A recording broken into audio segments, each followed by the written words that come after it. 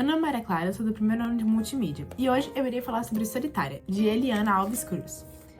Bom, o objetivo desse vídeo é analisar e refletir essa obra, que trata de temas como racismo, desigualdade social e a vida cotidiana de mulheres que trabalham em lugares que são marcados por exclusão e invisibilidade.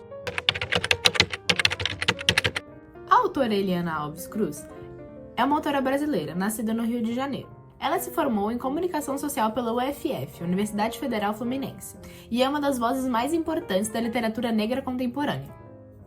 Suas obras buscam recontar a história do Brasil, mostrando perspectiva de pessoas negras, assim valorizando as suas vivências e resistências. Além de Solitária, ela também escreveu Água de Barrela, O Crime do Cais do Van Longo e Nada Digo de Ti, Quem Ti Não Veja. Nomezinhos complicados, mas enfim. O livro Solitária foi publicado em 2022, em um contexto ainda marcado pelas discussões sobre racismo, desigualdade e direitos trabalhistas no Brasil. A obra reflete a realidade atual de muitas trabalhadoras domésticas e mostra como o passado escravista ainda influencia em relações sociais e raciais do Brasil. Solitária é um romance contemporâneo. Ele é dividido em 3 partes. A primeira parte sendo da Mabel, a segunda parte sendo da Eunice e a terceira parte se nominando como Solitárias. Bom, o livro basicamente se gira em torno dessas duas personagens, Eunice e Mabel. Eu vou chamar a Eunice de Nice porque é mais fácil. E esse terceiro personagem, na verdade, não é um personagem, em si um cômodo. Um cômodo não. Um local, sendo o quartinho de empregada da Nice.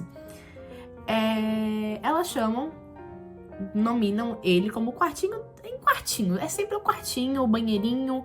Pra elas tudo é no diminutivo. Na maior parte do livro, ele é contado em primeira pessoa. Ou seja, na parte da Mabel é a Mabel contando, na parte da Nice é a Nice contando. E na parte do quartinho é o quartinho contando. Mas geralmente tem algumas partes que são em terceira pessoa, mas a maioria é em primeira pessoa. Eu vejo o quartinho sendo, na verdade, uma terceira pessoa. Mas ele descreve sentimentos, e etc. Então a gente deixa por assim mesmo. Bom, e o tempo, ele basicamente, ele é atual. Ele não, na verdade, eu ia dizer que ele é cronológico, que ele te dá dia e noite, mas não dá tanto dia e noite. Ele é mais psicológico essa questão. Mas dá pra saber distinguir quando é dia, quando é noite, então tipo assim, enfim, etc. Mas o tempo, ele se passa atualmente. Esse livro, ele é bem recente, porque o final dele eu não posso contar porque não vai na vida de ninguém, não. Eles citam a Covid, então eles passam pela pandemia, eles passam por toda aquela bagunceira que foi a pandemia pra todo mundo. Então eu digo que o tempo desse livro é, sim, atual. Bom, o espaço. A maioria, na verdade, o livro inteiro se passa no condomínio de luxo em que a Nice trabalha, que é no apartamento, e também se passa, enfim, no condomínio, enfim, num contexto inteiro. Mas a maioria do livro se passa no apartamento em que a Nice trabalha, que é o apartamento da Dona Lúcia e do seu Tiago. Ela acaba não aparecendo tanto na casa, da própria casa dela, porque basicamente o trabalho da Nice virou a casa dela, que ela vive naquela casa. Então é basicamente, de forma geral, a casa dela é o condomínio de luxo. De forma geral, esse livro, ele aborda essa história da Nice e da Mabel, que são duas mulheres negras, e que vivem dentro desse espaço, desse cubículo, que é o apartamento da Dona Lúcia e do seu Tiago. Bom, a história é bastante intensa, a gente consegue notar isso durante a leitura, porque ele aborda diversos temas, como aborto espontâneo, eu ia falar pressionado, né? Pressionado, como é que é? Forçado. Ele aborda também namoro na infância, gravidez na adolescência, né? Trabalho escravista, etc. Tá, bom, as personagens principais, como eu comentei, é a Nice e a Mabel. Bom, a Nice, como é que eu posso descrever ela? Ela é uma mãe, obviamente. Ela é uma mulher negra, forte, silenciosa. Eu digo quieta, na verdade, porque ela se dedicou, acho que quase a vida inteira dela no trabalho, como faxina, enfim, doméstica, né? Mas ela representa, eu acho que uma boa porcentagem das mulheres que vivem que enfim, vivem no trabalho doméstico aqui no nosso país. E não tem muito espaço próprio. Então, basicamente, elas faz parte da família, entendeu? Mas não tanto. Bom, já a Mabel, como é que eu posso escrever a Mabel? Cara, a Mabel é basicamente o oposto da mãe dela.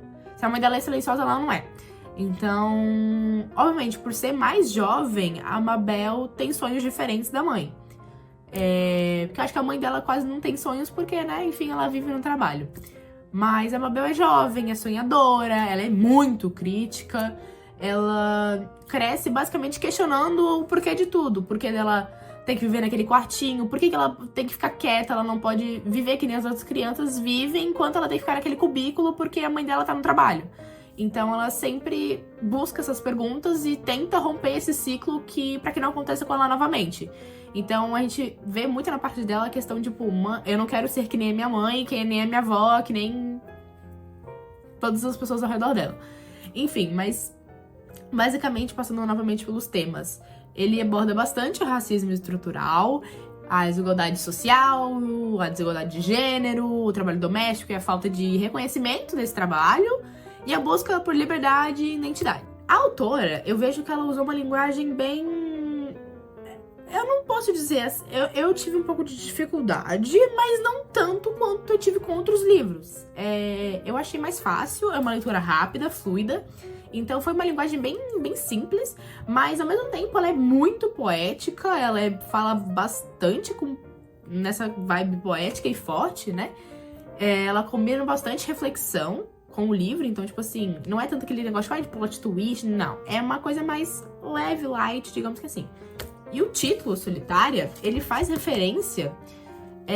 eu até pensei, assim, porque na verdade esse livro foi minha outra professora de português que me indicou. E eu pensei no começo, nossa, deve ser uma pessoa sozinha. Não tem nada a ver com isso. O título, na verdade, ele faz uma... é uma referência, pode dizer? Uma referência à solitária mesmo, à prisão, à cela solitária. Em que, no final do livro, na parte que tem a terceira parte, Solitárias, o quartinho de empregada, que é onde a Nice e a Mabel vivem por uma boa parte do tempo, se descreve como uma cela de prisão, porque basicamente é o que é, pequeno, minúsculo, precário, sabe? Então é basicamente como ele se descreve, então basicamente o título do livro tem a ver com uma solitária, então é meio que elas vivessem presas. O que mais me chamou a atenção nesse livro foi como ainda tem muita desigualdade na relação entre patrões e empregados, e sobre quanto pessoas negras, enfim, nesse ramo têm visibilidade no cotidiano, né? Então, basicamente, a gente percebe no livro inteiro quantos privilégios a Dona Lúcia, né, que é a chefe da Nice, tem, enquanto a Nice precisa de pouco pra sobreviver, sabe? Uma parte do livro que me chocou bastante foi quando a Dona Lúcia, a mãe da Nice, né, enfim, tava sofrendo não, mas tava quase perto da morte no dia. Ela não morre no dia que a Nice vai pra casa dela, mas morre no dia, acho que no dia seguinte, enfim. A Dona Lúcia não queria deixar a Nice sair. Eu já perdi a vida. Eu falei, quê? Como assim? É direito dela, é a mãe dela, entende, pô? Sabe? Eu já vejo, se eu fosse essa pessoa, seria diferente, sabe? Não seria que nem Dona Lúcia. Mas... Às vezes essa diferença, essa desigualdade é muito gritante, sabe? Então, tipo... Mano, eu fiquei super pistola com Dona Lúcia quando ela falou que não, a Nice não ia, não sei o que lá. Aí, obviamente, a Nice falou assim, então eu me demito! E a Dona Lúcia, o quê? Não! Sabe? Então, tipo assim, ao mesmo tempo que é uma relação desigual, a gente percebe que a Dona Lúcia tem, sim, um carinho pela Nice, mas eu não sei se é carinho, ou se é um carinho, tipo, de, meu Deus, ela é muito boa, eu não posso deixá-la embora, sabe? Então, a gente fica nessa, mas a gente vê bastante isso. A gente também consegue perceber a herança do passado escravocrata e o quanto ele ainda é presente na nossa atualidade, né? Porque esse livro não é tão antigo assim, ele foi escrito numa versão mais nova, ele se passa nos dias atuais, como eu bem disse.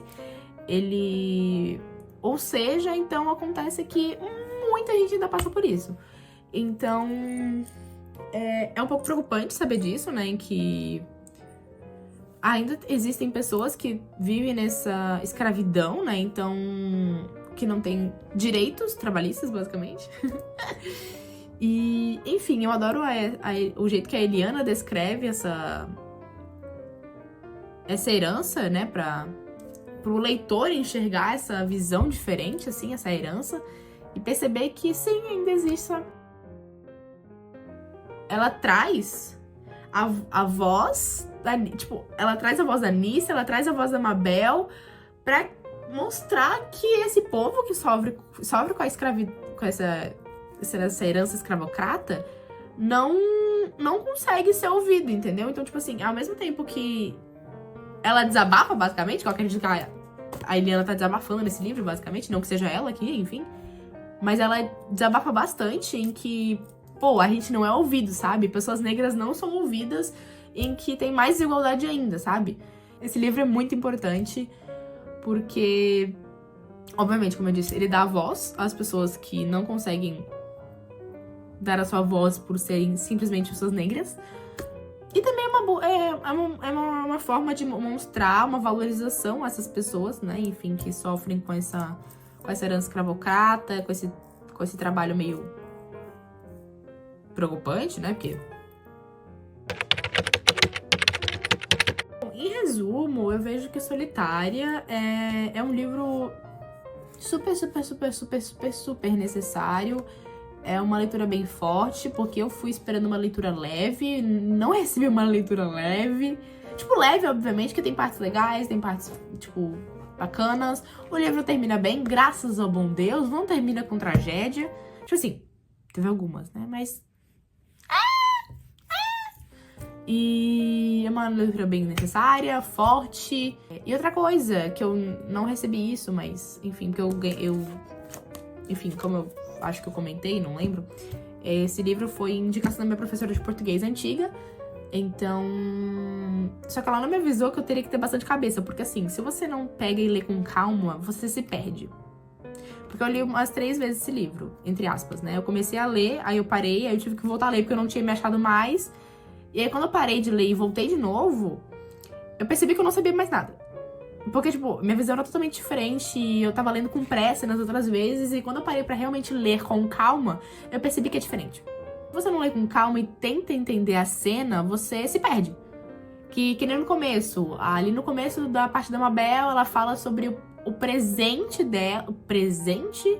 Aí depois ela volta pro passado, ela conta a infância dela, depois ela volta pro futuro. Então, tipo assim, é uma bagunça. Se você não saber arrumar, é uma bagunça. Então, lê com bastante calma. Eu também indico bastante por ser um livro que reflete... Não reflete, não. Faz a gente refletir sobre o Brasil atual. Em que a gente ainda precisa mudar bastante ele. Porque, basicamente... E muita injustiça por aí ainda acontece, né? Como podemos ler. E bom, obviamente eu recomendo pra todo mundo essa leitura. Eu acho que deveria ser necessária, na verdade. Deveria ser literalmente uma leitura obrigatória, quase.